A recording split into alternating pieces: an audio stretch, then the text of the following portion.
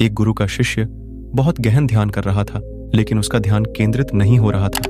उनका मन सदैव विचारों से भरा रहता था। उसने अपने दिमाग को खाली करने की बहुत कोशिश की, लेकिन उसकी सारी कोशिशें नाकाम रहीं। अंत में जब वह सब कुछ कर चुका, तब वह अपने गुरु के पास गया और बोला, गुरुदेव, मेरा मन हमेशा विचारों से भरा रहता है। मैं एक जगह ध्यान केंद्रित नहीं कर पाता।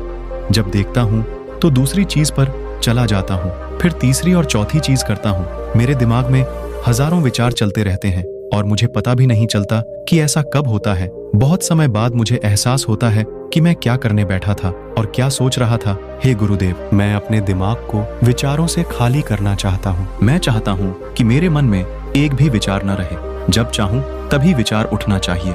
गुरु ने कहा कि किसी भी समस्या का समाधान तभी होता है जब हम समस्या की जड़ तक पहुंचते हैं, समस्या को ठीक से समझते हैं और जानते हैं। क्या आपने उस मन को भी जाना है जिसे आप खाली करना चाहते हैं? क्या आपने उस मन को भी जाना है जिसे आप खाली करना चाहते हैं? शिष्य ने कहा, गुरुदेव, मैंने मन को जानने की बहुत कोशिश की है, लेकिन जितना इसके बारे में जानता हूँ, यह उतना ही रहस्यमय होता जाता है। गुरु ने कहा, जाओ और छोटे छोटे पत्थरों से भरा एक घड़ा ले आओ। तब शिष्य छोटे छोटे पत्थरों से भरा एक घड़ा ले आया और गुरु के पास रख दिया। गुरु ने कहा, इस घड़े को अपना मन समझो और इस घड़े में पत्थर भरे हुए हैं। अब इस घड़े में और पत्थर डालो। शिष्य घड़े में पत्थर डालने लगा। घड़ा पहले से ही भरा हुआ था। 12वां पत्थर रखते ही बाकी सभी पत्थर नीचे गिरने लगे। तब गुरु ने कहा, रुको और ध्यान से देखो। अब घड़े में कोई पत्थर तो नहीं आ रहे हैं, बल्कि वह नीचे गिर रही है, क्योंकि यह भर गया है। इसमें जो भी आ सकता था वह आ गया। अब और पत्थर नहीं आएंगे। यदि आप दूसरा पत्थर लगाना चाहते हैं तो पहले पत्थरों को बाहर निकालना होगा। शिष्य ने तुरंत कहा, गुरुदेव, मैं समझ गया कि आप क्या कहना चाहते हैं, कि हमें अपने दिमाग को विचारों से खाली कर लेना चाहिए। गुरु मुस्कुराए और गुरु ने कहा, पहले पूरी बात समझो और फिर दिमाग को खाली करो। गुरु ने कहा कि हमारा मन इस घड़े के बिल्कुल विपरीत है। तुम घड़े को पत्थरों से तो भर सकते हो, लेकिन मन को विचारों से नहीं भर पाओगे। मन हमेशा खाली रहता है। शिष्य ने कहा, गुरुदेव, मुझे कुछ समझ नहीं आ रहा है। अगर दिमाग हमेशा खाली रहता है तो हम उसे खाली करने की कोशिश क्यों करते रहते हैं? इसकी क्या जरूरत है?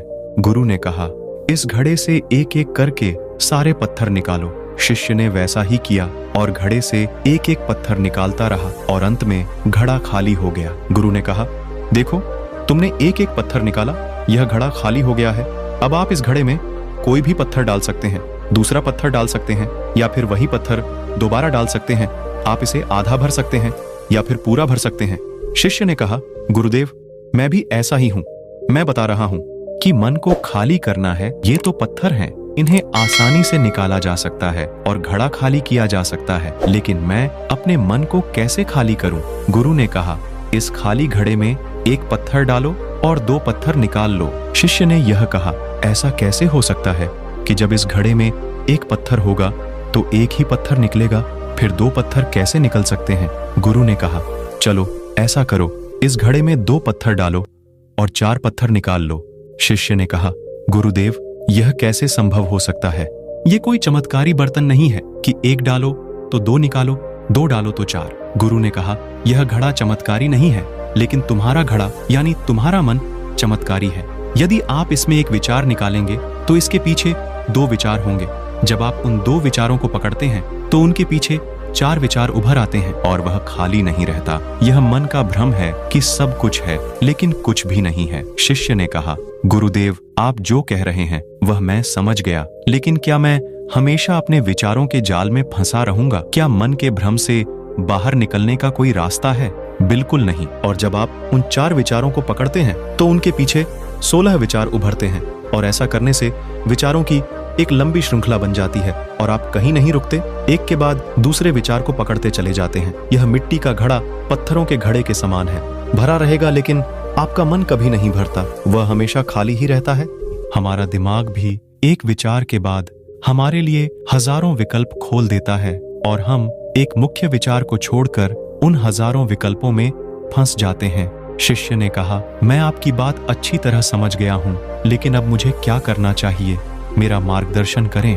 गुरु ने कहा, मन के जाल में मत उलझो, मन को खाली करने की कोशिश मत करो, अपना ध्यान इकट्ठा करो, एकाग्रता लाओ। जो भी कर रहे हो उसे अंतिम मानकर करो। ऐसे करो कि बाद में इसमें आपको कुछ भी करने की जरूरत नहीं है। और जब आप किसी दूसरे विचार पर काम करते हैं तो बस उसी पर काम करें, कोई दूसरा विचार नहीं।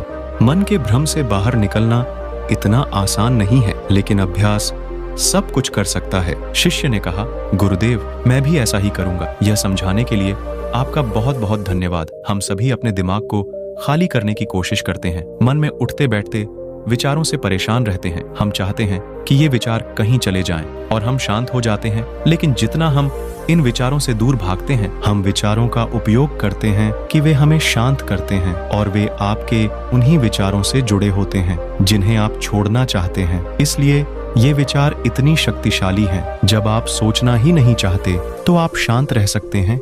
यह तभी संभव है जब आप शांत रहने की कोशिश करना बंद कर दें और अपनी समस्या को हल करने पर ध्यान दें।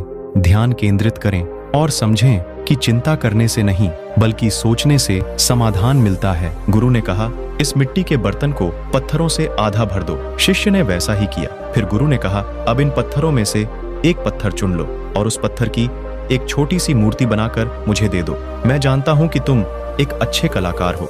जब शिष्य ने 11वां पत्थर निकाला और उस पत्थर को तराशना शुरू किया तो उसे एहसास हुआ कि यह पत्थर अच्छा नहीं है। तो उसने घड़े से दूसरा पत्थर निकाला, उसे वह पत्थर भी पसंद नहीं आया। फिर उसने तीसरा पत्थर निकाला, उसका रंग उसे पसंद नहीं आया। फिर उसने चौथा पत्थर निकाला, लेकिन उसे इस पत्थर में एक दोष निकला। इस प्रकार उसने लगभग सभी पत्थर बाहर फेंक दिए। उसे ऐसा करते देख गुरु ने कहा, वह पत्थर जो तुमने पहली बार निकाला था, यह समझकर उसी पत्थर की खोज करो कि तुम्हारे पास कोई दूसरा पत्थर नहीं है। तब शिष्य ने उस पत्थर को ही खोजना शुरू कर दिया और उस पत्थर से उसने अपने गुरु की एक बहुत ही सुंदर मूर्ति बनाई और अपने गुरु को भेंट की और कहा, बहुत सुंदर, इस पत्थर से मूर्ति बनाई जा सकती है।